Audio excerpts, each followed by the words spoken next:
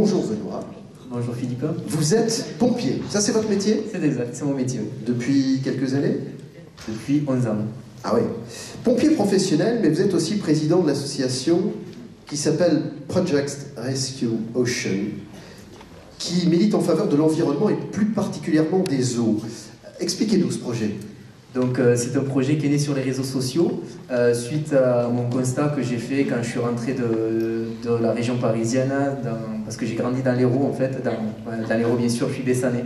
Et j'ai grandi sur les berges de l'Hérault parce que j'adore la pêche, et quand je suis rentré dans mon village, que j'avais passé 5 ans aux pompiers de Paris, j'étais venu pour aller pêcher et j'avais fait le constat qu'il y avait des déchets, que les gens ne prenaient plus la peine de jeter leurs déchets dans les poubelles. Donc je me suis dit, il faut faire quelque chose, donc il faut impliquer la jeunesse. Donc j'ai créé cette page Facebook, Project Rescue Océan, qui maintenant est devenue une association, et depuis un certain temps, j'organise des dépollutions sur les plages, en rivière. Et j'essaye. Pas seulement donc à Bessan, hein, vous allez... Sur la plage également, ouais, sur notre littoral avec la Jagatoise notamment, voilà. On est plus proche. C'est ça. Ouais. Et ça fonctionne parce que j'essaie de mener l'utile à l'agréable avec de la musique, avec de l'apéritif, et ça marche très bien.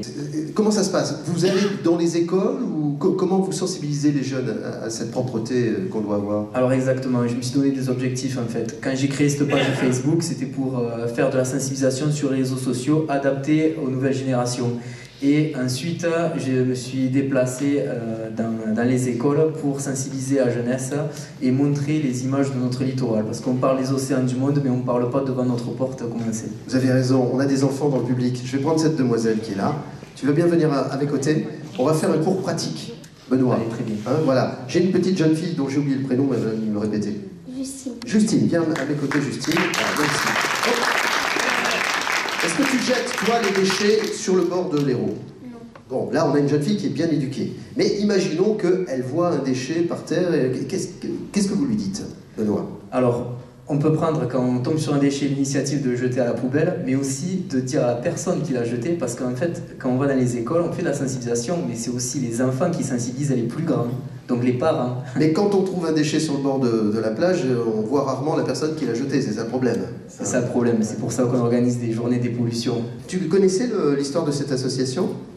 Non. Donc tu fais connaissance avec Benoît aujourd'hui. Hein? On en reparlera tout à l'heure au moment où on va aller goûter l'eau minérale, spécialité de la localité bessanaise. Merci ma puce, je te laisse te rasseoir. Merci Benoît pour cette...